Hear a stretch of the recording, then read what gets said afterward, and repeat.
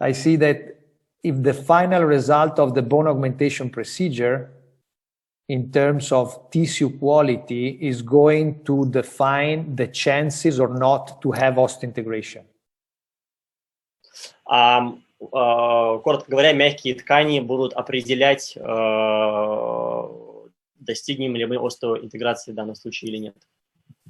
Because here everything is missing. We are missing hard tissue and we are missing soft tissue. Потому что здесь отсутствует все. Здесь нет костей, здесь нет мягких тканей. And as you can appreciate here on the CBCT data, и как вы можете видеть здесь на КЛКТ, you can see that is really missing everything from a bone point of view. Вы можете видеть, что кость вовсе отсутствует, кости нет. So it's obvious that we need to define the type of technique to be used, the flap design, the bone graft, and how many surgeries we are going to perform to get the final result. Поэтому нам нужно очень хорошо подумать над тем, какая методика будет использоваться, что мы будем делать с мягкими тканями, каков будет дизайн разреза перед тем, как мы приступим к этой операции. And we need to have this answer first for ourselves. И в первую очередь нам нужно иметь ответы на эти вопросы для себя. And then to be able to answer the patient questions. И уже только после этого мы сможем отвечать на вопросы пациента. And the main questions that usually has the patient is, can we treat my problem? И основной вопрос, который задает в первую очередь пациент, это получится ли справиться с моей проблемой, можно ли ее решить. In case like this also, is my predictable a surgical approach? I'm sorry, once again? Is still the patient question, is predictable to treat my defect or to solve my problem? И пациент также спрашивает, является ли предсказуемым лечение моей ситуации, устранение такого дефекта, как у меня. Also because in the last years I see a lot of bone defects as result of periimplantitis problem. В последние годы я видел очень большое количество серьезных костных дефектов, которые возникли в связи с переимплантитом. And when you have periimplantitis defect, usually you have no more the alveolar process. И обычно дефекты, которые возникают вследствие переимплантитов, кончаются тем, что у нас вовсе нет альвеолярного отростка. As you see here, there is no floor of the sinus. Как вы можете видеть здесь, где отсутствует дно синуса. So the defect in terms of predictability is very poor. Поэтому такой дефект является непредсказуемым. Because we have no walls of the defect at all. Потому что у нас отсутствуют стенки вовсе. Or cases like this. Или такие случаи. Where once again periimplantitis has determinated the loss of the complete posterior alveolar crest. Где переимплантит уничтожил альвеолярный гребень в боковом участке нижней челюсти целиком. So if you cannot build the bone here, there is no chances to place implants. Поэтому если у нас нет возможности построить здесь кость, мы не можем установить имплантаты вообще. And at the same time, the quality of the bone augmentation in terms of tissue give us the chance to place implants. И в то же время качество аугментации в отношении мягких тканей дают нам возможность установить имплантат. So which is our answer to the patient question? Поэтому каким будет наш ответ пациенту на такие вопросы? So if you have a case like this, which type of approach you are thinking to use in your office? Если вы увидите пациента в вашей клинике с таким дефектом, о чем вы будете думать, какую методику вы будете предполагать? Because if I have to solve a problem like this, my problem is not related on the diagnosis of the problem. Потому что, решая такие проблемы, как вы видите на картинке, проблема состоит не в постановке диагноза. but is related to the predictability to reach the final result. А проблема заключается в достижении предсказуемости нашего результата. So to have a new bone and in the middle of new bone the implant. Чтобы получить новую кость и установить имплантат посередине нее. So so we need to improve the predictability of our bone augmentation procedure. То есть повысить предсказуемость нашей костной аугментации. And also in the aesthetic area to reach a final result which is accordant with the natural в зоне эстетики. And the stability during the follow-up. Смотрите на стабильность спустя 4 года. So and as the literature described very well, autogenous bone is giving us the predictability for bone augmentation. Это хорошо описано в современной литературе. Аутогенная костная ткань предоставляет предсказуемость в костной аугментации. But then we have a problem, and the problem is the bone harvesting. И далее мы сталкиваемся с другой проблемой. Она заключается в заборе кости. It means that are we able to collect all the bone needed to perform the bone augmentation? Я имею в виду, сможем ли мы забрать столько кости, сколько нам нужно для аугментации? Because when we are talking about bone harvesting, it's obvious that we are talking about mandibular bone harvesting. Потому что, когда мы говорим про забор кости, очевидно, что мы говорим про забор кости с нижней челюсти.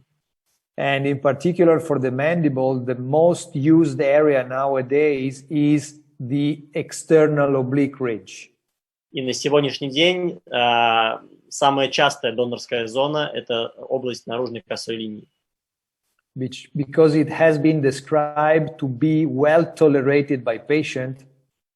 Поскольку это описано, что эта зона наиболее благоприятно воспринимается пациентами, она имеет наименьший дискомфорт для пациента. Much more, it's much better compared to the chin area. Имеет преимущество по сравнению с донорской зоной в области подбородка. And the complication rate seems to be very low. И частота осложнений очень низкая.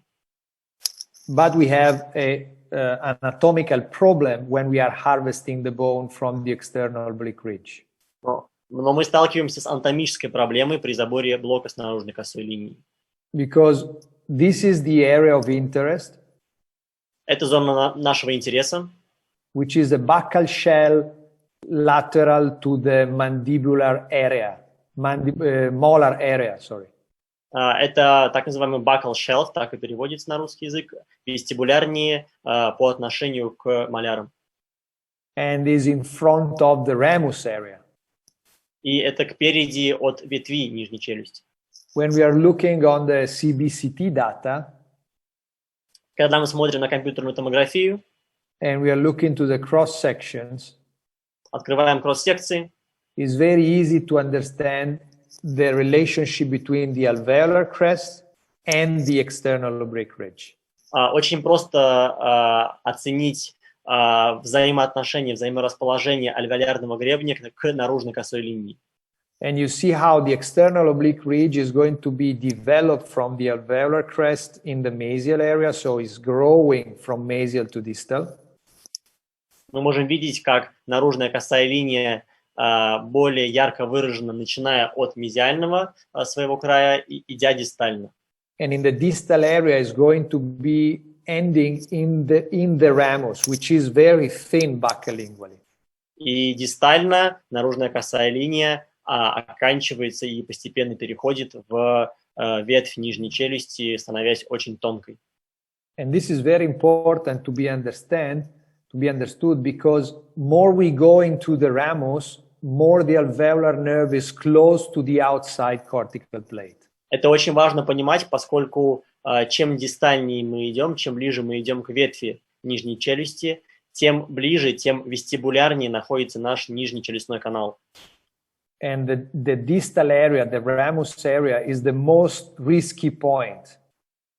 И дистальная часть наружной косой линии, уже это область ветви нижней челюсти, это очень рискованное место для забора кости. So when we are thinking about the bone harvesting anatomical area, поэтому, когда мы думаем об анатомической области забора кости с наружной косой линии, we should think about the external part of this green dot line. Наше внимание сфокусировано на наружной части, на наружнее вот этой зеленой линии, которую вы видите на экране. Which is more or less this area here in green. Которая примерно соответствует вот этой зеленой области справа. But it's obvious that we work freehands usually, traditionally. Но очевидно, что обычно мы работаем от руки на глаз. So we don't know really exactly where we are. Поэтому на 100% мы никогда не знаем и не уверены, где мы сейчас находимся. And all the literature, due to this fact, is suggesting us very different methods.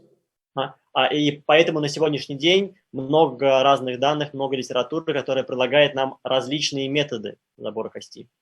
Proposed by Mish, Curie, Happe, and other authors. So the microsaw, Lindemann bore, or piezoelectric tool. Такие авторы, как Миш, Кюри, Клаверо, предлагают нам различные варианты. Microsaw, Lindemann, пьезо, много разных вариантов по забору кости. But what is very interesting that independently from the instruments used, но что очень интересно, так это то, что вне зависимости от того, какие инструменты мы используем для забора кости, all the approaches are, or the authors of these approaches suggesting you to stay superficial with the osteotomy lines. Вне зависимости от методики, вне зависимости от материалов, авторы, которые предлагают нам разные материалы и методы для забора, все они сходятся в одном, что мы должны работать поверхностно по отношению к кости. So they suggest not to cross the cortical plate or not to go deeper than 2 millimeters. Все они рекомендуют не продвигаться глубже, чем 2 миллиметра в кость, то есть находиться в пределах кортикальной кости.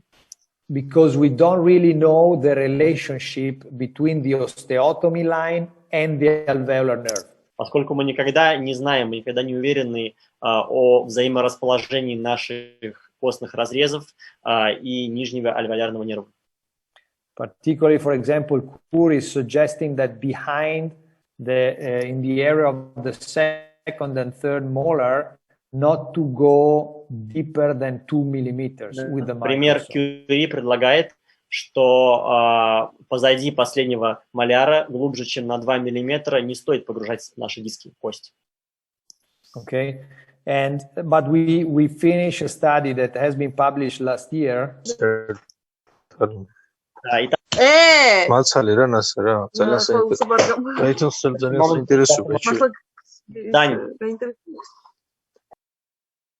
Okay. Okay, we're ready to proceed. Также мы завершили исследование в этом году. Yeah, and we published last year this study, which is very interesting because on the distal limit between the external-oblique ridge and the ramus. Once again, please. This study is interesting because in the limit between external oblique ridge and the ramus, we have less than 2 millimeters from the nerve to the external cortical plate in 26% of the cases. В этом исследовании говорится о том, что в 26% случаев в зоне в области наружной косой линии расстояние от кортикальной кости до наружной части нижнего альвеолярного нерва составляло менее 2 мм. It means that it's very risky to cross the alveolar nerve in that area. Это говорит о том, что довольно высок риск пересечь нижний альвеолярный нерв во время забора. So if we are working freehand, the must rule is stay cranial to the alveolar nerve. Once again, the master rule? The master rule is stay cranial to the alveolar nerve. Поэтому, когда мы работаем от руки, наши основные мысли – это оставаться выше нижнего альвеолярного нерва. But working freehand is not very easy to do this. Но работая от руки на глаз, очень сложно это соблюдать до конца. Indeed, this paper by Curie indicates that almost in 60% of the case, the incision were apical to the alveolar nerve. И согласно исследованию Кюри, почти в 60% заборов костной ткани наш апикальный разрез находится апикальнее нижнего альвеолярного нерва. And in 7.3% of the case, there was a nerve exposition. И в 7% случаев нижний альвеолярный нерв был экспонирован в полость рта после забора блока, то есть обнажен. It means that is a stressful thing for the surgeon. Это означает, что все это приносит нам огромный стресс при заборе костной ткани для хирурга. And I show you one of my cases. Я покажу вам один из своих случаев, where after luxation of the block, we can see the alveolar nerve. где после вывихивания нашего блока мы можем увидеть нижний альвеолярный нерв. It doesn't mean that we were close with the instrument, close to the nerve. Это не значит, что мы нашими инструментами работаем близко к нерву. But the not controlled fracture line was involving the alveolar canal. Но из-за того, что мы не контролировали линию перелома, линию остеотомии, мы обнажили нижний альвеолярный нерв. I start learning Russia. That's good. But one thing happened in my experience that pushed me to change the approach. Но одно событие произошло в моей практике, которое толкнуло меня поменять свои подходы. And this happened exactly И это 9 years произошло ago. примерно 9 лет назад. And I was performing a live surgery. Я выполнял операцию в режиме реального времени, то есть была трансляция онлайн. And the fracture line И линия перелома, ran lingual to the alveolar canal. линия нашего перелома как бы располагалась язычнее нижнего альвеолярного нерва. So, you see this thing here? То, что вы видите здесь, This is the alveolar nerve это нижний альвеолярный нерв, that was running inside the block который проходит внутри блока, because the fracture line ran lingually. поскольку линия перелома располагалась язычнее. So I spent 10 minutes to break the trabecular bone and be able to take out the block and leave in position the nerve. И поэтому я потратил около 10 минут, чтобы отделить трабекулярную кость вместе с нервом, чтобы можно было вывихнуть этот блок. So 10 minutes and I lost 10 years of my life. 10 минут, но при этом я потерял 10 лет своей жизни. Okay? Due to the stress. Из-за стресса. Okay? The patient has no consequences. У пациента нет каких-то осложнений. But my heart, yes. Но мое сердце имело. So, and since that, I started working with a good friend and colleague of mine that was very interested in guided implant placement. После этого я начал работать с одним коллегой, который был очень заинтересован в навигационном заборе костного блока. And 6 months after this surgery, спустя 6 месяцев после этой операции, we performed a completely different approach that was the computer-guided bone harvesting. Спустя 6 месяцев после этого мы уже проводим полностью цифровой забор костного блока с помощью шаблонов. We patented the procedure in 2013. Мы запатентовали эту методику в 2013 году. And we published the first article in 2015 А в 2015-м опубликовали первую статью in JOMI, Journal of Oral в Maxillofacial очень Implants. престижном журнале челюстно-лицевой хирургии. And where we describe the complete workflow to control the osteotomy in a software. Мы опубликовали пошаговый последовательный протокол для контроля наших костных разрезов. To develop a surgical template. И также инструкцию по разработке хирургического шаблона. And to use the template to replicate the osteotomy lines. Чтобы использовать этот шаблон для того, чтобы полностью продублировать наши дни остеотомии. And now we are going to see the complete digital workflow for the computer Сейчас guided мы bone можем harvest. увидеть полноценный цифровой протокол для навигационного забора костного блока. So the first step is obviously to collect the volumetric data. В первую очередь нам необходимо собрать данные об объемах. So we need the DICOM data from a CBCT. Нам нужно будет выгрузить DICOM файлы из KLKT. Thanks to this data, we are going to analyze the bone defect. Благодаря этим же данным мы можем проанализировать костный дефект. And we can decide how much bone И is также needed. можем определить, сколько костей нам необходимо забрать. When we have defined how much bone is needed, we are going to check on the mandibular area where we can collect that bone. После того, как мы определили, сколько нам кости нужно забрать, уже мы можем пойти посмотреть, в каких местах на нижней челюсти и сколько мы можем забрать кости. So we are going to define digitally the optimal osteotomy lines. То есть мы на компьютере в цифре пока что можем определить, где будут проходить наши линии остеотомии.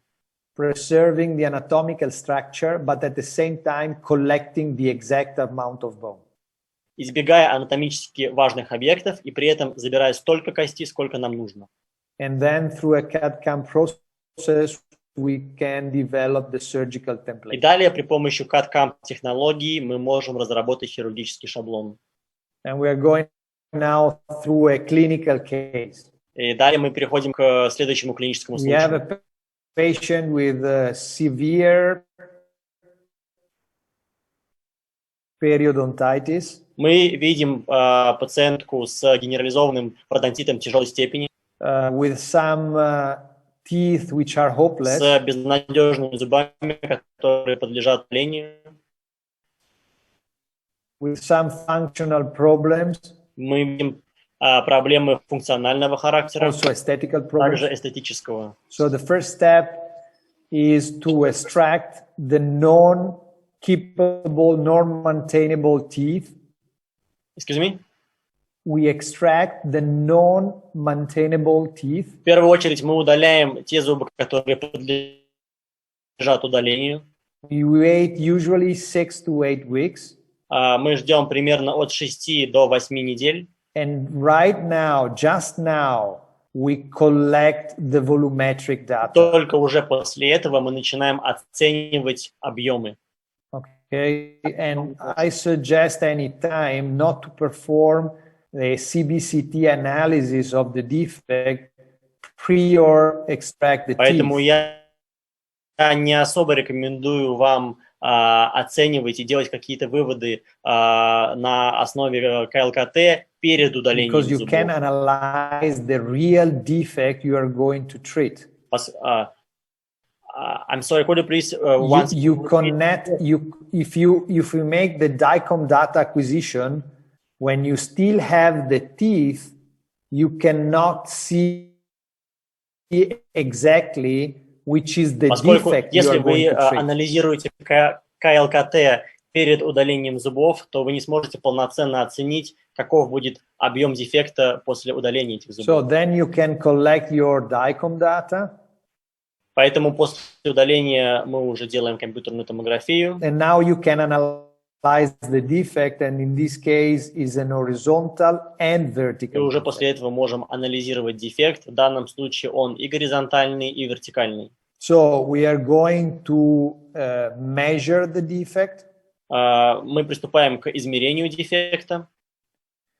and once we have measured the defect, we are going to look on the external oblique ridge if we can collect the same amount of bone. После того, как мы оценили дефект, мы переходим к наружной косой линии и смотрим, оцениваем, сможем ли мы забрать необходимое достаточное количество костной ткани.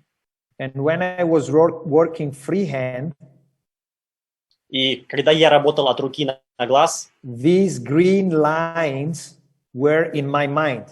эти зеленые линии были только в моей голове. And I was trying during the surgery to perform what was in my brain. Во время операции я пытался повторить, осуществить то, что было в моей голове, то, что я себе представлял. Okay, but with no reference point. Но это было у меня отсутствовала уверенность, мне не на что было опираться, неоткуда было отталкиваться. So I was full of stress and tension. Я испытывал очень большой стресс и был очень сильно напряжен. But what we can do now? We can perform the surgery in a digital world. Но сейчас мы можем произвести всю эту операцию в цифре. So I can decide how to cut the bone.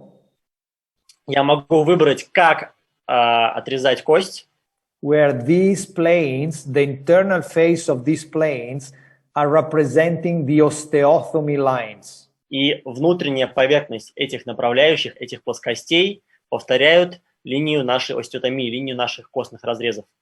So I can control the height, the thickness, and the length of the block.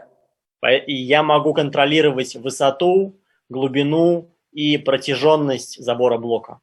Okay, so I can check the distance to the alveolar nerve and to the roots of the teeth or implants.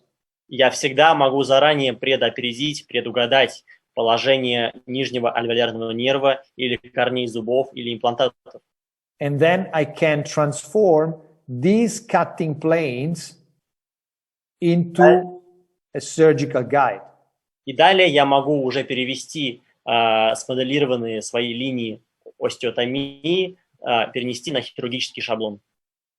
So this is the surgical guide, which obviously it will be seated in the same exactly position because can be seated just in one position. И здесь вы видите уже хирургический шаблон, который может быть установлен в единственном верном положении. В другое положение он просто не сядет. So when I'm approaching the surgery, I have in my hands a surgical plan. Поэтому, когда я приступаю к операции, в моих руках буквально мой хирургический план.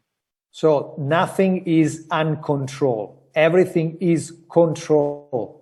Все находится под контролем. Мы ничего не делаем бесконтрольно. Okay? So I know since the beginning that I will collect all the bone needed and I will be safe. То есть с самого начала, еще не начав операцию, я знаю заранее, что я заберу ровно столько костей, сколько мне нужно, и при этом безопасно. And this protocol has been called safe cut. И данный протокол мы назвали safe cut, безопасный разрез. So we are approaching the external oblique ridge Мы открываем доступ на наружную косую линию with the same soft tissue approach as the free hands. точно таким же доступом, точно таким же разрезом, как если бы мы это делали от руки на глаз. We are going to elevate a full thickness flap, Отслаиваем полнослойный слизистый надкостничный лоскут, but in the freehand approach, we will start to speculate where we are. но если бы мы работали на глаз, мы бы начинали размышлять, фантазировать, где же мы сейчас находимся. Instead, here, we are going to have a three-dimensional ruler. А вместо этого здесь у нас уже будет иметься трехмерная линейка, так называемая. So we are fixing with an osteosynthesis screw the template. Мы фиксируем винтами для остеосинтеза наш хирургический шаблон. And then when you are using a piezoelectric tool, и когда вы используете пьезотом, you have to place the flat part of the piezoelectric tool against the inner face of the surgical template. Вам необходимо располагать плоскую поверхность вашей хирургической насадки на пьезотом так, чтобы она шла по внутренней поверхности хирургического шаблона. So you are going to follow the inclination given. То есть мы просто следуем нашей направляющей, которая задает шаблон. So it's like a ruler with a pen. Точно так же, как если бы мы рисовали линию ручкой по линейке. Okay, so you have the starting point, you have the inclination, and you have, thanks to the surgical plan, the depth of working. То есть у вас имеется место вашего разреза, его наклон и благодаря шаблону и глубина. Okay, so you are performing the complete osteotomy. То есть мы выполняем полную остеотомию на всю глубину. Okay, nothing is uncontrolled. Ничего не происходит бесконтрольно. Okay, and you do for each segment of the template. И также мы поступаем с каждым сегментом, с каждой поверхностью нашего хирургического шаблона. You do for the vertical osteotomy and you do for the mesial osteotomy. Мы идем на нашей вертикальной линии остеотомии. Then you change the piezoelectric tool and you use angulated tools. Затем мы меняем нашу насадку на пьезотом, которая изогнутая. But with the same concept. So you place the piezoelectric tool flat on the surgical guide and you perform the osteotomy inside the bone. Но концепция остается точно такой же. Мы располагаем плоскую поверхность нашей насадки на пьезотом плотно к внутренней поверхности нашего хирургического шаблона и идем просто по нему. So you can even touch the other osteotomy. То есть наша пьезоэлектрическая насадка может даже касаться нашего предыдущей линии остеотомии. Okay? Or go very close to the other osteotomy. Или проходить очень близко к ней. So you perform for each segment and you know you are anytime cranial to the nerve. Также мы поступаем с каждой поверхностью, с каждым разрезом, и мы всегда знаем, что мы находимся корональнее, то есть выше нашего нижнего альвеолярного нерва. And then you use another angulated tool to work on the distal osteotomy. Далее мы используем уже другую изогнутую насадку на пьезотом, чтобы выполнить дистальный вертикальный распил. And then you are ready to take out the block. И теперь вы готовы вывихнуть блок, вытащить его. Without hammering. Не совершая никаких ударов. Okay? So the patient doesn't feel anything. То есть для пациент даже не фиксирует момент забора блока. Okay? And you have the block with the thickness you decided, with the length and with the height. И по итогу мы имеем блок ровно таких параметров: высота, длина, ширина, какие мы изначально и предполагали. So everything is running under control. Все происходит под четким контролем. Okay, so this is the concept. В этом заключается суть нашей концепции. And this is the clinical case. Вот как это выглядит клинически. Of the patient we are talking about. На пациенте, о котором мы говорили до этого. So we have an incision on the external oblique ridge. Производим разрез в области наружной линии. We elevate the foot thickness flap. Ослаиваем полнослойный слизистый надкосничный лоскут. And look here. You see the external oblique ridge. Мы видим наружную косую линию. But you have no reference point. Но у нас нет точки отсчета, у нас нет референсной точки. So if you want to harvest the bones here, you should try to match what you have in your brain and coordinate your Поэтому, hands. если мы хотим забрать блок здесь от руки, то нам нужно поднапрячься и всеми силами представить и в своей голове, в своей фантазии перенести данные, которые мы видели на КТ, на этого живого пациента.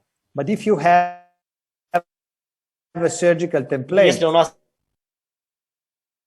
есть хирургический you шаблон, place the template, устанавливаем and его, now it's much easier to understand what you have to do. и теперь нам становится понятно, что нужно делать. Because everything is already there. Потому что все уже здесь, на месте, все ответы на наши вопросы So уже you есть. fix the surgical template with an osteosynthesis screw. Мы фиксируем хирургический шаблон с помощью винтов для остеосинтеза.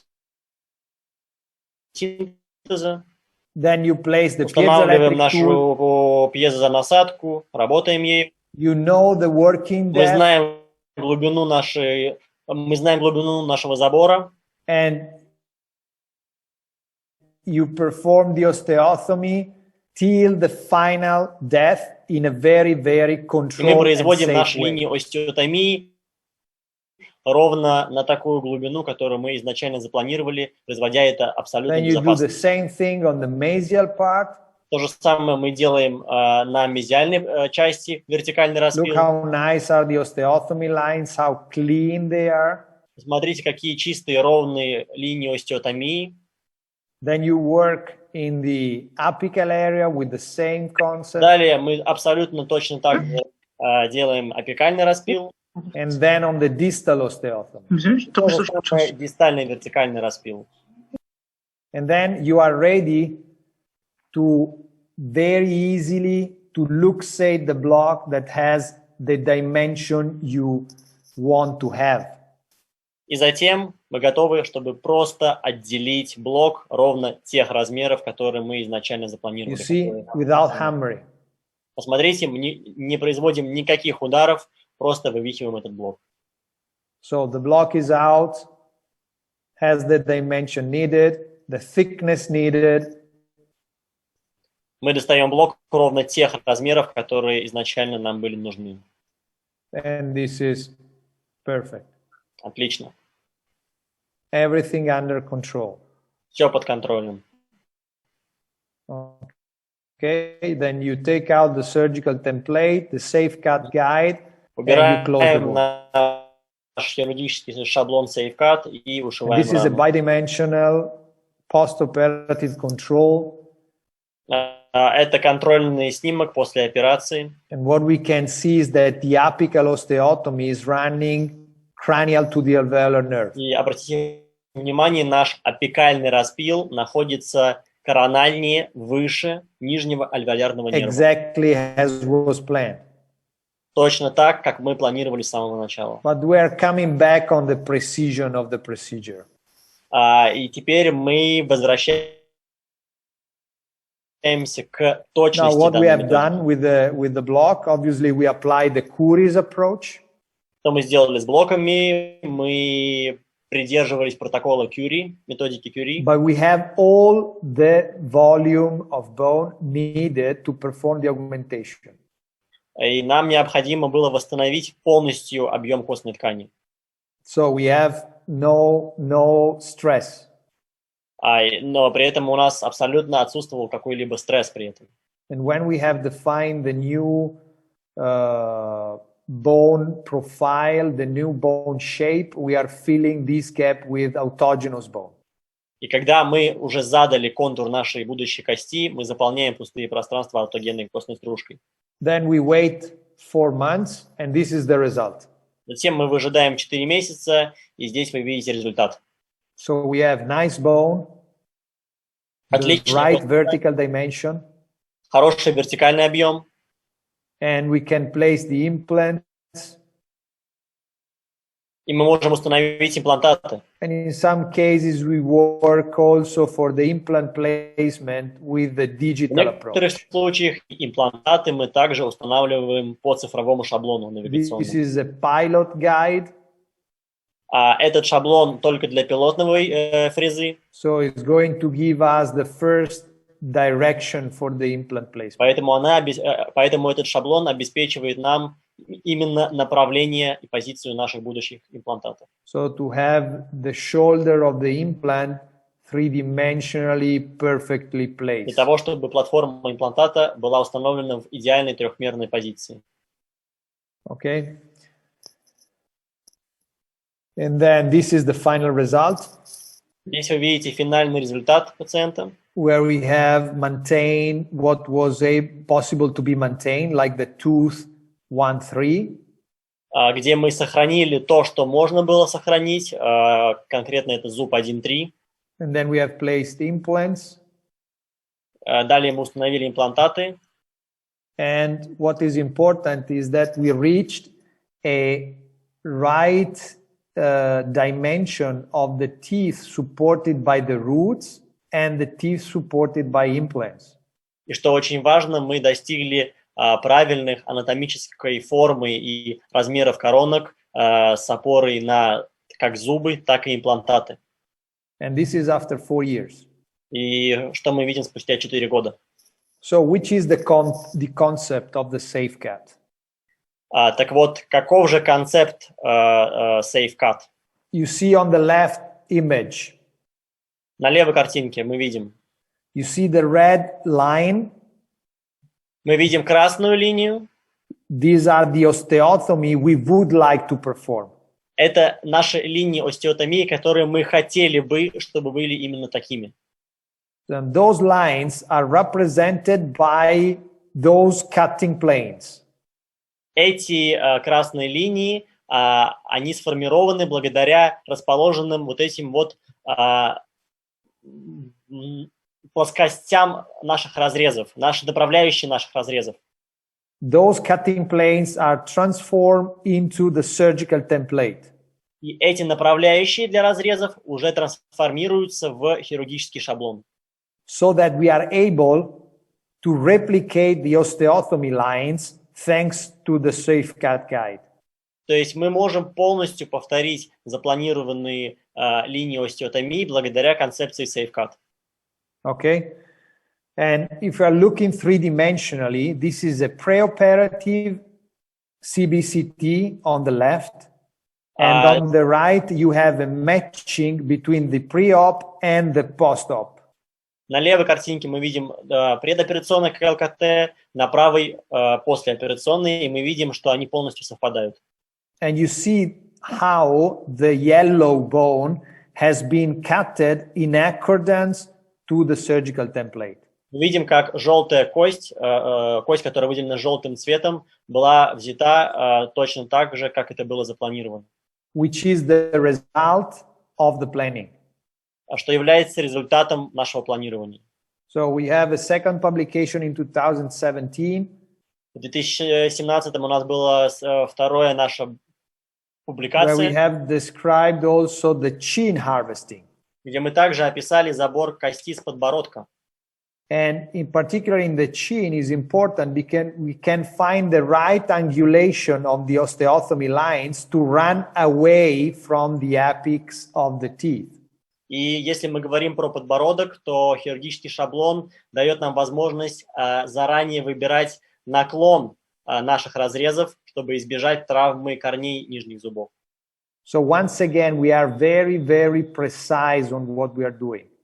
И в итоге мы совершаем очень точные разрезы.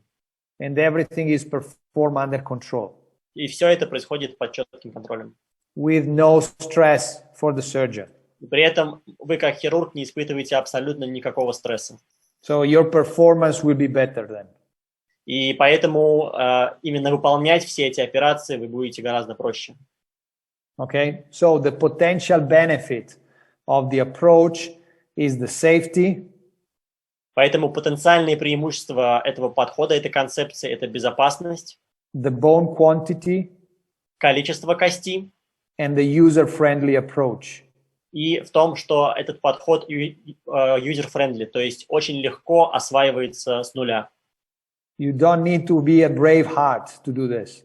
Вам не нужно быть супер уверенным в себе хирургом, храбрым, отважным, чтобы делать. Because once you have planned everything, поскольку как только мы все запланировали, the position of the template is very easy to be reached. Спозиционировать хирургический шаблон очень просто, because we have always a reference point поскольку closing to the tooth. Поскольку у нас всегда есть референсная точка на зубе. So the mesiodistal position is defined by the contact point to the tooth.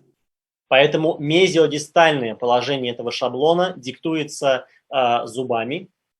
Then you need anyway to fixate the template to the bone. Но тем не менее вам нужно зафиксировать жестко этот хирургический шаблон кости. But then you have a three-dimensional ruler that gives us the chances to cut the bone exactly with the right inclination. И по итогу мы имеем нашу 3D-линейку, которая будет задавать направление наших разрезов. And it's very easy to follow the inclination given by the safe cut guide. И уже следовать нашим направлениям наших костных разрезов, это уже очень просто, дело за малым. So you see here from three different ways the same osteotomy. Здесь вы видите с трех разных сторон, как происходит один и тот же распил. Okay, and this is important also for the apical area. Также это очень важно для апикального распила. So everything is running under full control.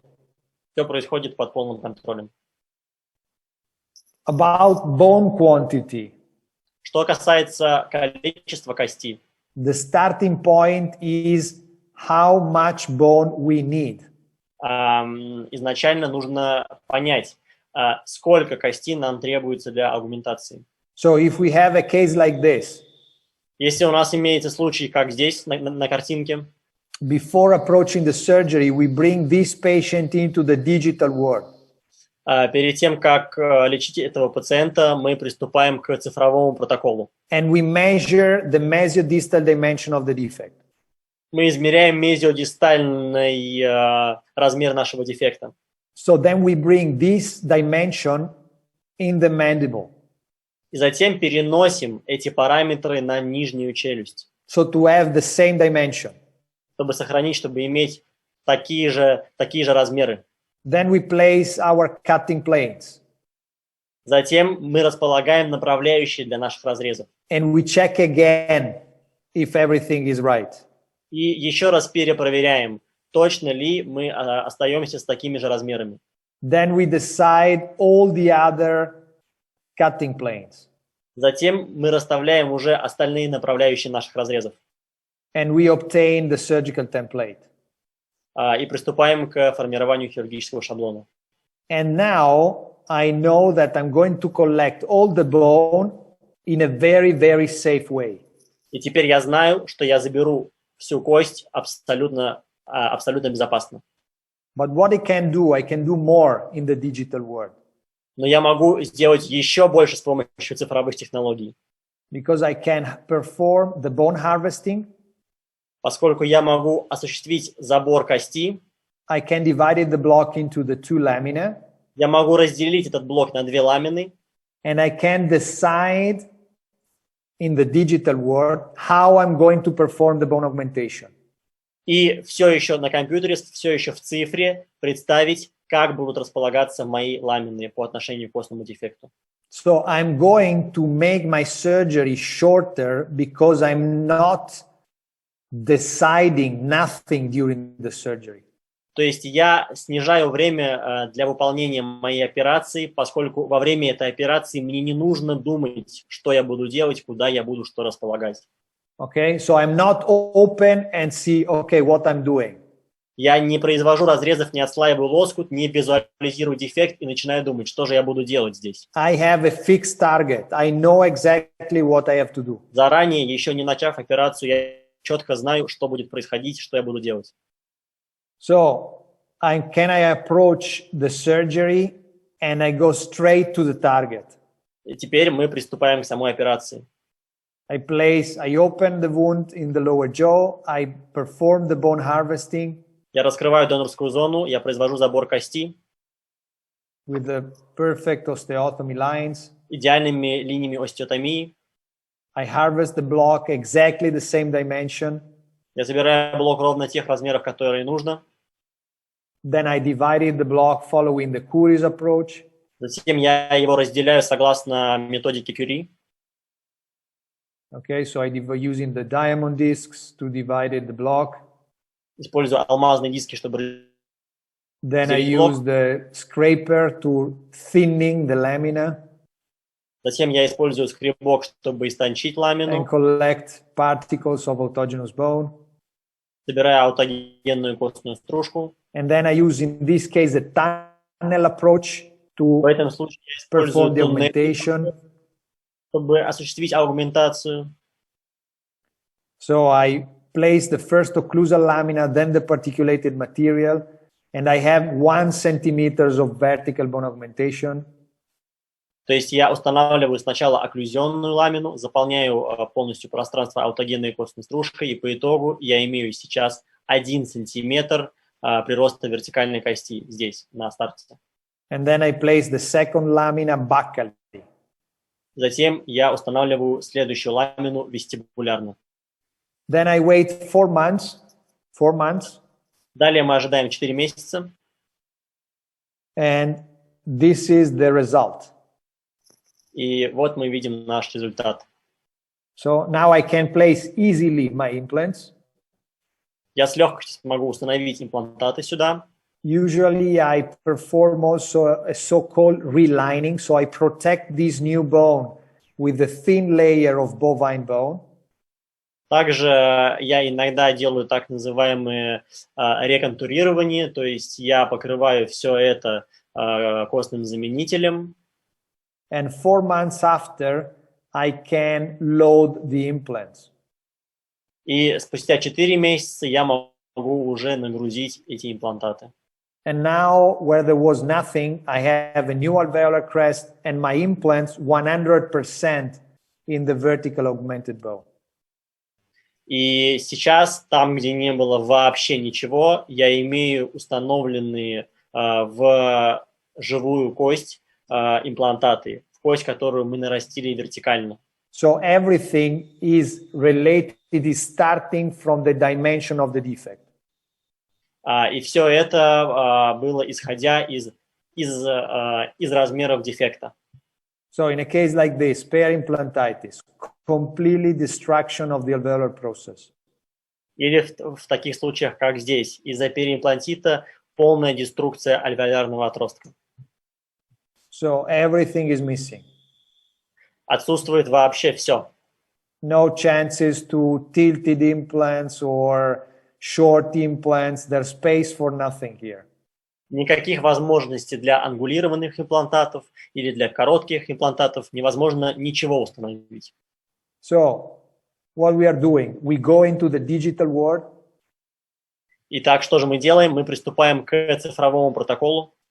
We perform the bone harvesting to have the exactly bone dimension to build up the alveolar crest back. Мы приступаем к забору кости, необходимой для реконструкции ровно того дефекта, который имеется у пациента. Okay, in this case, we decide to place the 2 lamina parallel each other. В этом случае мы решили зафиксировать обе ламины параллельно друг другу.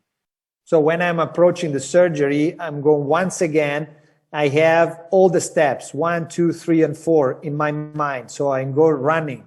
I run during the Когда я surgery. начинаю операцию, в моей голове я представляю уже заранее, как все будет происходить. Каждый этап. 1, 2, 3.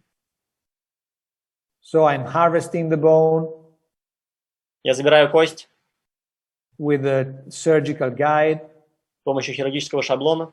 I divided the block into the 2 pieces and I'm fixing the block on the alveolar crest. Я разделяю свой блок на 2 ламины и фиксирую в зону реципиента. I wait 4 months.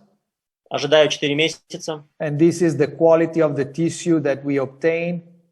Здесь вы можете увидеть качество костной ткани, которое мы получили. And then we protect this environment with the bovine bone in a GBR mode. Далее мы защищаем эту кость ксеноматериалом по типу НКР. and we place the implants following a dynamic guide navigation. И мы устанавливаем имплантаты с помощью динамической навигации. And this is the result before loading. И здесь мы можем видеть результат перед нагрузкой имплантатов. Look where was the alveolar, the mental foramina. Смотрите, где было ментальное отверстие. How was before and how it is before loading the implants. Как оно было с самого начала и как это выглядит перед нагрузкой имплантатов. So everything is back. Все довольно-таки плачевно. And this is at the time of implant impression. И здесь вы видите наш результат во время снятия слепков с имплантатов. So a fantastic bone thanks to a very straightforward planning. И все это благодаря нашему правильному планированию. Look this case. The patient is missing the posterior teeth. Смотрите, на этот случай у пациента отсутствуют полностью боковые зубы на нижней челюсти. She has 2 vertical deficiency in the back. Она имеет 2 вертикальных дефекта в боковых сегментах. Very strong vertical deficiency. Очень серьезный вертикальный дефект. Okay, no chances to place implants here. Никакой возможности установить имплантаты здесь. And the question is, extract the teeth and place an all-on-4 solution? И теперь стоит перед нами вопрос, удалять зубы и осуществлять концепцию all-on-4, or to perform regeneration in the back. Или произвести костную аугментацию боковых сегментов. In my office is a patient choice. В моей клинике это выбирает пациент. Because I like to give the patient the chances to perform both treatments. Потому что мне нравится давать пациенту возможность выбрать между этими двумя методиками. It's obvious if the patient is 70 years old, очевидно, что если пациенту 70 лет, I will try to suggest the patient to go through an all-on-4 approach. Я постараюсь объяснить пациенту, что в его случае лучше прибегнуть к методу all-on-4, все на 4. But if the patient is 50, но если пациенту 50 лет, so he's very young, довольно молодой пациент, then we suggest to perform vertical augmentation, maintaining the teeth in the front. то наш выбор склоняется в сторону костной аугментации и сохранению фронтальных зубов. Now, if you want to augment these ridges, you have to manage this defect length. Поэтому, если мы хотим аугментировать эти дефекты, нам необходимо справиться в первую очередь с их протяженностью. And free hands, it starts to be a problem. И если мы будем работать от руки на глаз, это становится реальной проблемой. But if you can go digital, но если мы можем пойти по цифровому протоколу, you can check everything before. Мы можем проверить и посмотреть все заранее перед операцией. So you can find the balance between the dimension of the block and the safety of the procedure. То есть мы находим баланс между размером блока и при этом безопасностью его забора. So you can build up the bone. Excuse me? You can build up the bone. Мы можем надстроить костную ткань with no stress. Без каких-либо переживаний. Or better, you are stressed by the soft tissue eventually, but not from the bone. Но здесь мы, конечно, переживаем насчет мягких тканей, но не насчет костей. But there's solution also for the soft tissue. Но также тут имеется решение для мягких тканей. So at the end, your level of stress is going down. И по итогу, к концу, уровень стресса идет вниз. This is the post-operative X-ray. Это рентгенский снимок после операции. And you see both vertical bone augmentations. Где мы можем видеть обе вертикальные аугментации. Performed at the same surgery. Сделанные за одну операцию, за один раз. 2 hours and 40 minutes. 2 часа 40 минут длилась операция. Then we wait 4 months and we can place implants. Далее мы ожидаем 4 месяца и можем устанавливать имплантаты. Okay? So you start in a very compromised situation and you are ending with a new normal anatomy. И вы видите, что мы начали с очень компромиссной ситуации, в итоге пришли к нормальной анатомии. Okay? So everything is built up. Мы все вернули, мы все надстроили обратно.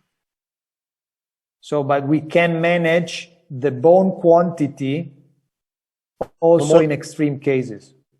То есть мы можем управлять количеством кости для забора даже в самых экстремальных случаях. But also in the static area. И также в зоне эстетики.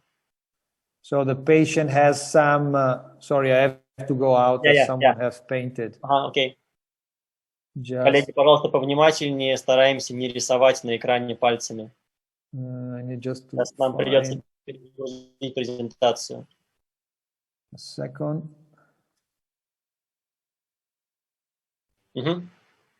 No, it's back. 1 second. Stop share. Yeah, stop and share. Then reshare.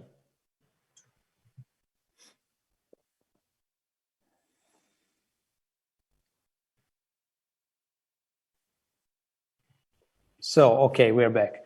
So you see the situation that is a known and optimal result for a fixed bridge. Здесь вы видите ситуацию, которая не совсем оптимальна в отношении несъемного протеза. There was also a fractured tooth on the right side, the premolar. Также имеется перелом зуба, перелом правого верхнего премоляра. So we extract some teeth. Мы удалили некоторые зубы.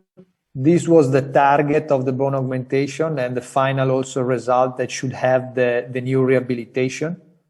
Здесь вы видите цель, тот уровень кости, который нам необходимо вернуть, уровень кости и мягких тканей по отношению к будущим коронкам. And you see that we have a big gap between the teeth and the gingiva. И здесь мы видим, что у нас имеется большой зазор между зубами и десной. So and this gap obviously it's even bigger when you're looking the bone. И эта щель, этот зазор гораздо больше, когда мы смотрим на взаиморасположение зубов. Because if you are looking the bone, you see that there's an incredible big gap. Поскольку когда мы смотрим на кость, мы видим, какой огромный зазор между зубами. So here the patient has to choose if she could accept pink ceramic or natural gingiva. И поэтому здесь пациентке нужно выбрать, приемлема ли для нее розовая керамика или она хочет натуральную естественную десну. So there's a lot of patients that accept pink ceramic, and the problem is relative easy to solve, to be solved. Тем не менее, имеется достаточно много пациентов, которые в итоге выбирают розовую керамику, и решить такую проблему становится проще. You can perform a little bit of horizontal bone augmentation if it's needed. Мы можем произвести небольшую горизонтальную аугментацию, если это нужно. But you jump the area of the vertical deficiency. И мы заполняем область нашего вертикального дефекта. But if the patient asks to have natural gingiva, so her own gingiva, then you have to build up the bone back. Но если пациент хочет натуральную десну, то нам необходимо полностью восстановить кость. So in this case, this was the target to build up the bone back. Поэтому в данном случае нашей целью было полностью восстановить кость. And to have a more natural result of the gingiva profile. Чтобы получить более естественный контур десны. So we plan in a safe way the bone harvesting. Далее мы начинаем планировать безопасный забор кости. And we decide how to build up the bone in the maxilla.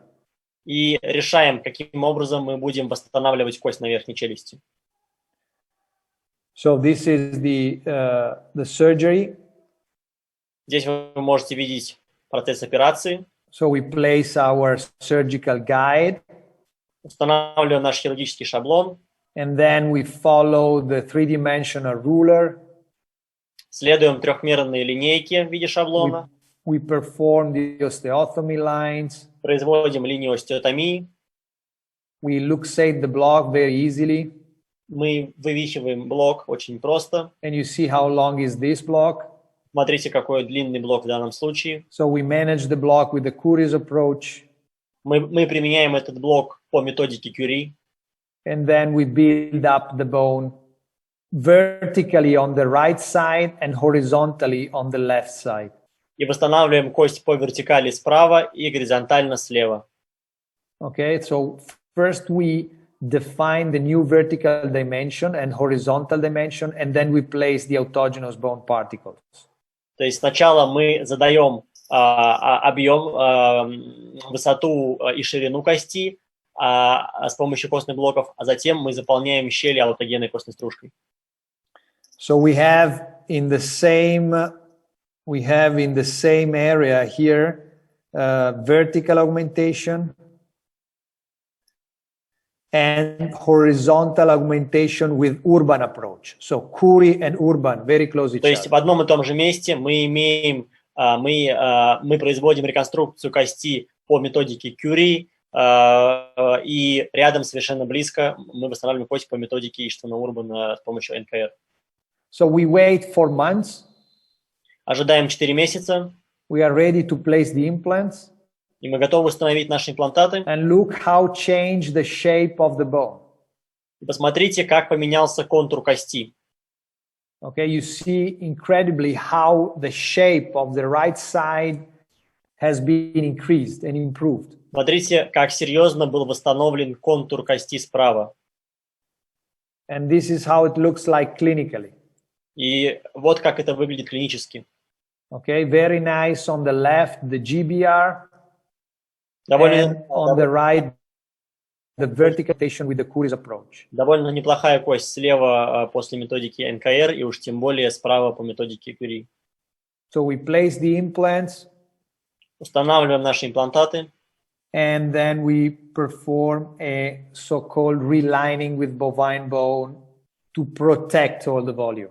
Далее мы производим так называемое реконтурирование при помощи ксеноматериала, при помощи костного заменителя по методике НКР. Then we wait 4 months and we are ready to load the implants. Ожидаем 4 месяца, и теперь мы готовы к нагрузке этих имплантатов. And look how nice is the bone around the implants. Смотрите, какая классная кость вокруг имплантатов. Okay, very, very nice. And this is the relationship between the starting situation and before loading the implants. А здесь вы можете увидеть сравнение между тем, что было с самого начала, с чего мы начали, и то, как все выглядит перед установкой имплантатов, перед нагрузкой имплантатов. And obviously we need to perform soft tissue management. Но также нам необходимо произвести мягкотканную пластику, to improve the quality of the soft tissue, to rebuild the keratinized tissue. Чтобы восстановить кератинизированную слизистую. So that we are obtaining a very nice keratinized tissue and thick tissue around our implants. По итогу, получая хорошую ширину кератинизированной ясны, хорошую толщину слизистой вокруг имплантатов. Look how it was looking, the maxilla before and after the treatment. Смотрите, как выглядела верхняя челюсть до и после лечения. And at the time of the temporarization of the implants. И также на этапе временных коронок на имплантатах. So this is the temporary bridge compared to the initial situation. Временная конструкция по сравнению с исходной ситуацией. Now, when the patient is smiling, we can see gingiva. И когда пациент улыбается, теперь мы можем видеть слизистую десну. Before was just upper lip and teeth. Хотя до этого было только зубы. And now we have lip, gingiva, and then teeth. И теперь у нас есть губа, затем десна, и затем зубы. So a much more natural aspect. То есть гораздо более естественный вид. And this is the maxilla after the treatment. И здесь вы видите верхнюю челюсть по завершению лечения compared to the starting point. по сравнению с исходной ситуацией. Now we have smaller teeth, and where there Теперь was мы big имеем teeth, we have gingiva. коронки меньшего размера, и там, где раньше была керамика, теперь там This is десна. after 2 years. Это спустя 2 года. And the architecture of the gingiva is respecting the rules of the aesthetic. И архитектура десны полностью соответствует всем требованиям, всем эстетическим требованиям. And we have stability of the bone. А также мы имеем стабильность костной ткани. So what about safety? И что же касательно безопасности? Because it's important that everything I have described till now is important if the procedure is safety. It means that if the planning is accurate or the surgery is accurate compared to the planning. Поскольку все это не важно, если это становится небезопасным, поэтому мы говорим о безопасности, что все наши действия, при том, сохраняя то, что мы говорили до этого, все наши действия безопасны. And it's obviously that everything is nice when we see a post-operative cone beam where you see that the bone has been cutted in accordance to the surgical guide. И мы становимся спокойными, мы успокаиваемся, когда видим послеоперационную КЛКТ и видим, что она полностью соответствует заранее запланированному нами забору кости. So this is the clinical pictures that is very close to the schematic view on the left. Справа клиническая фотография, которая практически полностью соответствует схематичной картинке слева. And we are finishing a work right now that give us the chances to say that the procedure is clinically exactly the same of the planning. И сейчас мы завершаем исследование, в котором мы доказываем, что мануально, клинически эта концепция полностью повторяет и полностью соответствует тому, что мы производим на компьютере в цифре. Because the error, the displacement is less than the thickness of the tool. Поскольку погрешность меньше, чем толщина нашей пьезоэлектрической насадки. So, for example, these are some example of the study, and you see that the mean discrepancy is 0.3 millimeter. Здесь вы видите исследование, в котором говорится о том, что средняя погрешность составляет 0,2 мм. Погрешность между тем, что мы спланировали в цифре, и тем, что мы делаем на пациенте. 0.2 millimeter. 0,2 мм. So, and if we are comparing the surgical position of the template and the planned position of the template, you see here, we have basically the same position. То есть, если мы сравниваем позицию нашего шаблона в цифре на компьютере и позицию шаблона в полости рта на пациенте, мы видим, что они полностью совпадают. Okay, there is a small discrepancy, but when we are looking on the dimension of the discrepancy, есть небольшая погрешность, но когда мы посмотрим объемно на эту погрешность, so you can read the number. 0.2. Right. It means that the accuracy here is 0.2 displacement. So the accuracy is very high. Здесь вы можете видеть на картинке цифру 0,2 мм. 0,2 мм – это как раз-таки величина погрешности. То есть мы говорим о том, что эта процедура чрезвычайно точная. So at the end, you are exactly where you want to be. И по итогу в конце мы получаем ровно то, что хотели получить. So in conclusion, we can say that a digital approach has strong benefits in terms of safety. В конце хотелось бы сказать, как заключить, что цифровой протокол дает нам очень серьезную безопасность. In terms of bone quantity because we're harvesting always the amount of bone that we want to И have. при этом мы забираем ровно столько костей, такое количество костей, сколько нам нужно было And изначально. it is a user-friendly approach. И при этом эта методика очень user-friendly, то есть очень легко усваивается любым хирургом. So, going back to the first case I've shown you, И теперь, возвращаясь к клиническому случаю, который я показал вам в самом начале, which is a 15 millimeters vertical defect, при котором у пациента имеется вертикальный дефект величины 15 мм and 35 millimeters mesiodistally. и 35 мм мезиодистально. So freehand, this approach is not for dentist. Поэтому произвести аугментацию на глаз от руки практически нереально в данном случае. But I am a dentist. Но я стоматолог. But I have the digital word. Но и при этом у меня есть цифра. So I can perform the surgery first in the digital world to understand if I can do it or not. Поэтому я могу сначала полностью провести эту операцию на компьютере в цифре, чтобы понять, смогу ли я ее сделать в реальности или нет. Maintaining the safeness of the bone harvesting. При этом сохраняя абсолютную безопасность при заборе кости. And then I can perform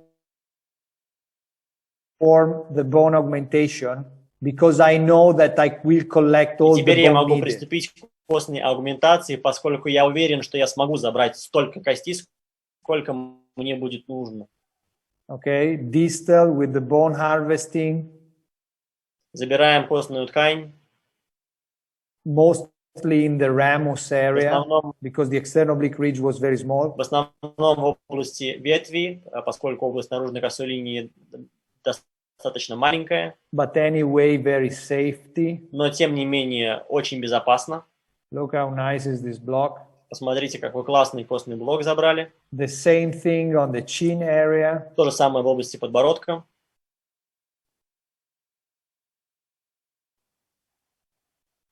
And then I can build up the bone with the Curie's approach.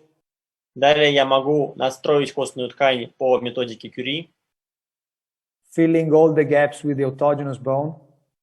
Заполняя все пустые пространства аутогенной костной стружкой. Then I wait 4 months.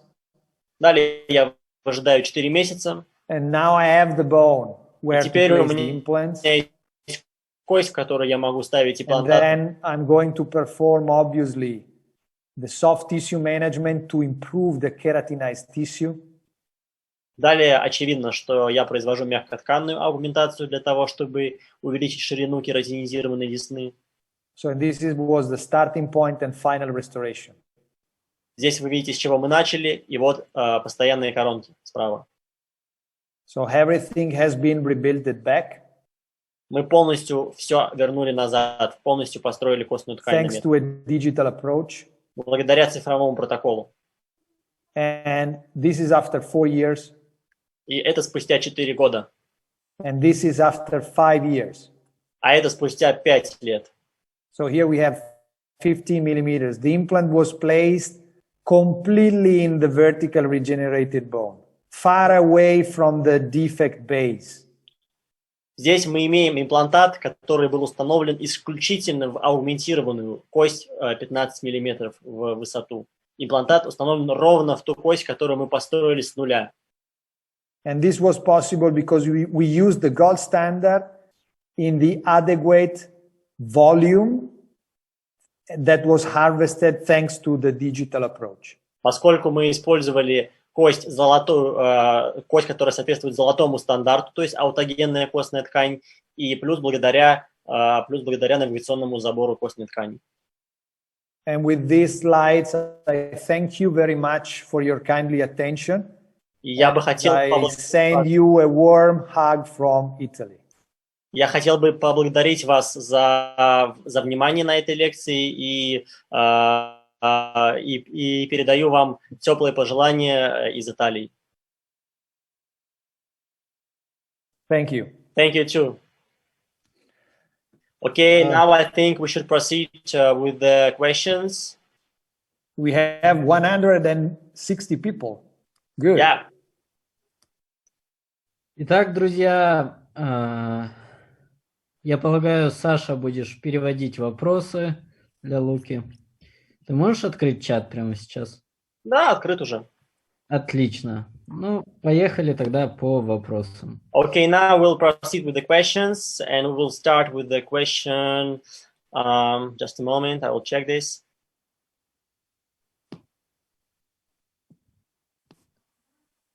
How should we control the depth of our bony cuts? Because on the piezoelectric tools, there are reference points. На пьезоэлектрической насадке у нас имеются специальные отметки, специальные марки, по которым мы можем понимать, на какой глубине мы находимся. Ну, то же самое, как и с фрезой для имплантации или как с глубиномером. Exactly. You say it right. Вопрос надо по-русски задать, прежде чем вы будете задаете. Надо вопрос по-русски задавать. Значит, коллеги, вопрос задает, секундочку, Александр, который спрашивает, как происходит контроль глубины разрезов. Так вот, уважаемый профессор ответил, что глубина разрезов контролируется с помощью специальных марок, специальных маркеров, специальных линий, которые находятся на пьезоэлектрической насадке, точно так же, как и на фрезе для имплантации. В какой программе производится планирование шаблонов? In which program do you make the planning? Actually, there are two programs that you need. But Nobel should come out with one single program in the next future. На самом деле нужно несколько программ, чтобы все это производить, но совсем скоро компания Nobel выйдет на рынок с одной программой, с помощью которой можно все это делать в одном месте. Так, где взять столько слизистой, чтобы перекрыть весь аугментат? Where should we get so much gingiva, so much mucosa to cover this augmentation? How should we manage?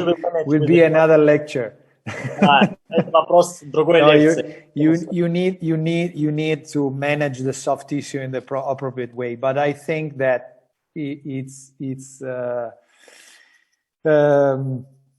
if you understand and you know the basic rules for the soft tissue management, it's not a problem to cover this type of graft. Коллеги, по поводу мягких тканей это тема отдельной лекции, но уважаемый профессор говорит, что если мы понимаем биологию мягких тканей, то это не является большой сложностью для нас, чтобы закрыть всю эту аргументацию мягкими тканями. Но, тем не менее, это тема отдельной лекции. Так.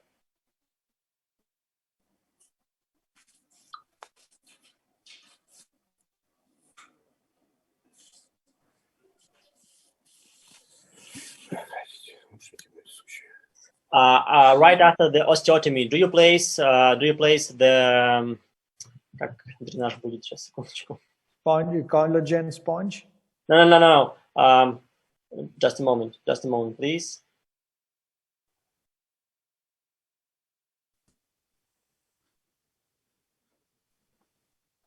Right after the block harvesting, do you place the drainage system? What do you mean? Drainage for what? Yeah, drainage. I mean the particle of maybe latex to provide the hematoma. The exit of the blood from the. It's not needed. It's not needed. Okay. It's not needed. There is no need for drainage. Профессор не устанавливает дренаж, он этим не пользуется. Right after the harvesting the bone block from the chin, what do you use to fill the defect on the chin? On the chin area, usually with the collagen sponge. Следующий вопрос. После остеотомии на подбородке, чем именно доктор заполнил место забора блока? Доктор ответил, что это коллагеновая губка. Следующий вопрос. Какой именно костный материал и в каком процентном соотношении доктор миксует с аутогенной костной стружкой? which biomaterial do you mix with the autogenous bone chips, and in which percentage? So when I do Curie's approach, it's just autogenous bone, 100%. When I do GBR, if as GBR where I have to place implants, usually is at least 50-50. Если это методика Curie, то это чисто аутогенная костная ткань. Если это НКР, то это 50/50. Следующий вопрос: где можно заказать шаблоны и что для этого нужно? Стоимость. The next question is where can we order these guides and what we should do for this? Okay. And what is the cost? At the moment, the only way to get it is to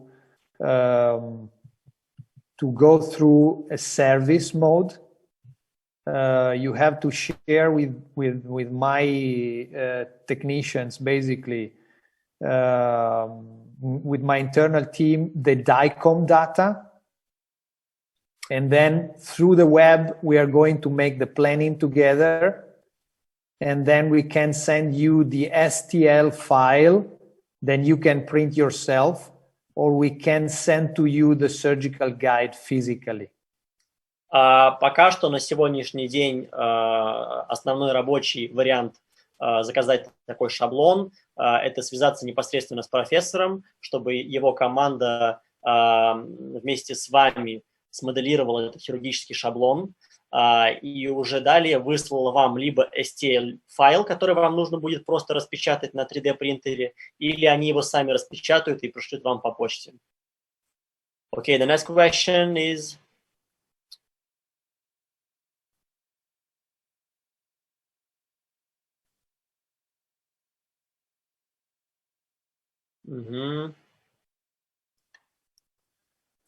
Does the sharp the sharp edges makes the trauma for soft tissue? You have to round them. No. Does I'm sorry. Does the sharp shapes of the screws harms the tissue? Usually not. Обычно Usually нет. not. You can have, when you have perforation of the soft tissue due to the screw, is if the screw is in the keratinized tissue, because there's no elasticity of the tissue. But if the screws are in the mucosa area, the mucosa could be very thin, but it is very elastic. So usually there's no perforation. It's quite rare to have a perforation. Такие перфорации, значит, отвечая на вопрос по поводу острых краев винтов и не травмируют ли они слизистую, профессор отвечает, что в случае, если мы говорим про подвижную слизистую, там почти не происходит травмы и винты не экспонируются. А если мы говорим про кератинизированную слизистую, то там это иногда происходит, но довольно редко. Так. Имеет ли место быть методика шаблонов при работе с прямым наконечником? Какие нюансы? Can we apply this digital workflow when we harvest our bone block with the straight handpiece? Very difficult. Very difficult because the straight handpiece with the Lindemann bore can cut the guide. Коллеги, имеет ли место быть методика шаблонов при работе с прямым наконечником и какие нюансы? Профессор отвечает, что это очень сложно, поскольку Линдеман сам по себе может резать хирургический шаблон. So the best way and probably the only way to use a guided approach is to use flat piezoelectric tools. Поэтому основная рабочая методика – это использовать плоские пьезоэлектрические насадки. Okay, the next question is, коллеги, следующий вопрос. В чем заключается защита искусственной костью поверх нарощенного аутогенной костью? What is the point of adding the bone substitute on our augmented autogenous bone? Because you avoid any later remodeling. поскольку это позволит нам избежать в будущем ремодуляцию кости. That usually can happen in the first 3 years. Это часто помогает в первые 3 года после аугментации и нагрузки имплантатов. Следующий вопрос. Когда мы делаем вертикальную аугментацию, в каких случаях нужно ставить ламину с язычной стороны, а когда нет? When we are performing the vertical augmentation, in which cases should we place the lamina lingually, and in which cases should we place it occlusally? It depends on the anatomical characteristic of the defect. In general, translate this. Это зависит от анатомических характеристик дефекта. В основном, in general, if you have a flat, wide anatomical base of the defect, you can place the first block occlusally. Это зависит от архитектоники дефекта. Если наш дефект имеет широкое плоское основание, то в таком случае мы можем установить первую ламину окклюзионно. If you have a narrow ridge, usually it's better to place parallel. А если у нас имеется узкий гребень, то лучше устанавливать ламины параллельно друг другу. Because you need to get the space inside the lamina very mechanically protected. Потому что нам нужно поддерживать пространство между ламинами защищенным, механически защищенным. Следующий вопрос. На каком принтере печатается шаблон и из чего печатается? On which printer should we print our guide and with which materials? I can send to Damir all the characteristics of the material that should be used and the quality of the printing that should be reached. Я могу прислать Дамиру все характеристики для печати и какие материалы можно использовать. Anyway, the material is a PMMA. Но забегая вперед, материал это PMMA, это пластик. The next question is, коллеги, следующий вопрос. Какая антибиотикотерапия использует доктор I understand. I told you that I start to understand Russia. Yeah, now I see. No, the antibiotic therapy, right? Antibiotic therapy is usually penicillin. That could be amoxicillin or amoxicillin and clavulanic acid, starting the day before the surgery and continuously till 1 week after the surgery. Коллеги, чаще всего это антибиотики пенициллинового ряда с клавулоновой кислотой, то есть чаще всего это наш амоксиклав, и назначается он за день до операции, 1 day prior to the surgery, and then 6 days after. И далее потом 6 дней после операции. Okay, the next question is, при погружении насадкой пьезо в губчатую ткань насадка не останавливается. When we proceed with our piezoelectric tool towards the spongious bone, does it still works or it stops? No, it works. Профессор утверждает, что он продолжает дальше работать. То есть мы дальше режем губчатую кость.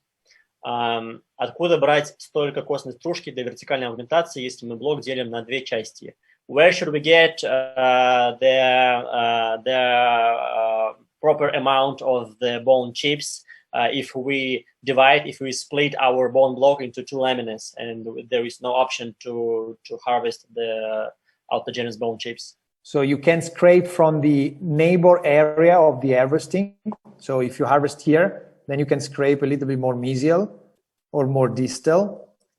Помимо блока мы можем поскрести около донорской зоны, немножко мезиально или дистально. Or you can scrape in the area of the recipient site. Или также мы можем скрести в зоне реципиента. But usually it's not so necessary. Но часто это не является необходимым. Обычно хватает. Так. So may I interrupt a little bit? Luca, yes. Professor De Stavola, thank you very much for your great presentation because it's really amazing. So these cases you demonstrated, they're really complicated.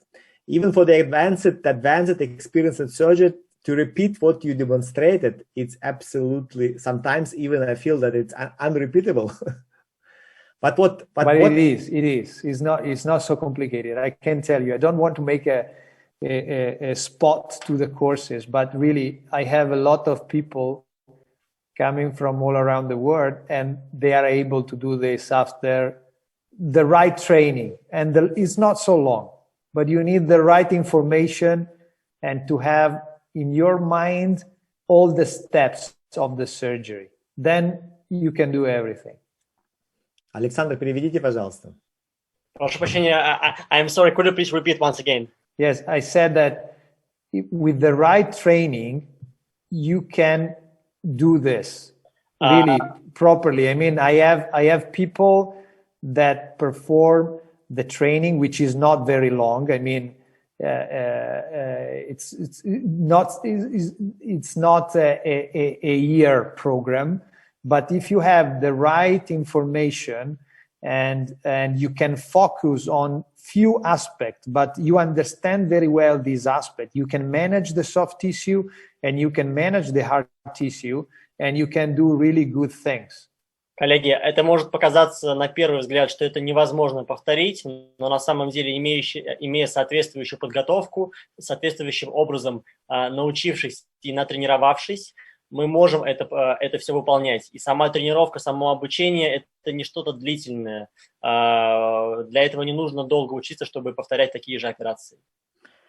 May I add some words? It's definitely the safe cut is really a repeatable procedure. With the safe cut technology, everyone, even the dentist with the general dentist, can do the harvesting. Sure.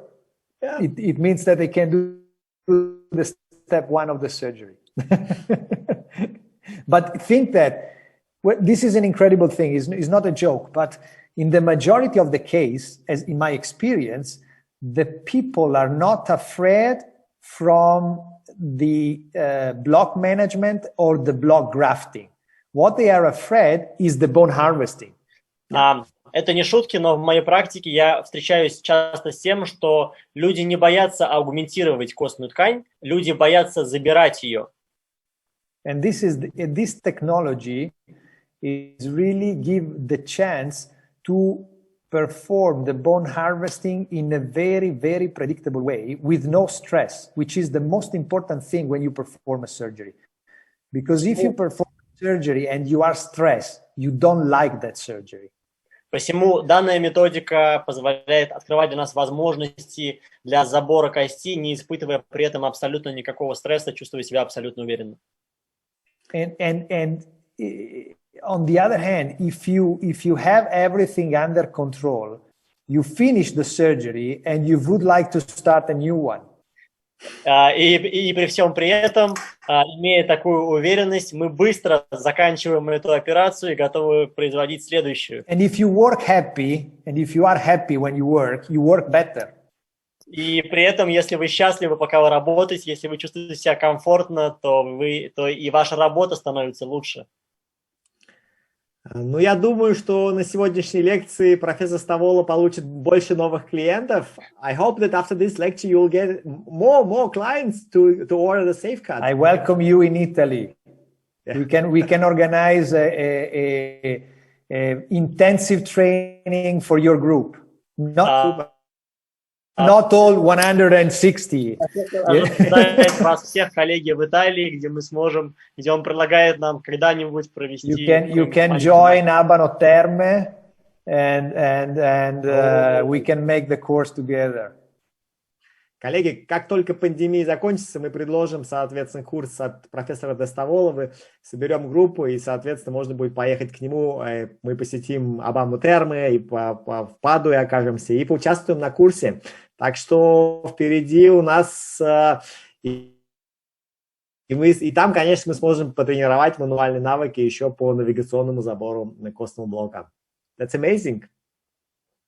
You're welcome.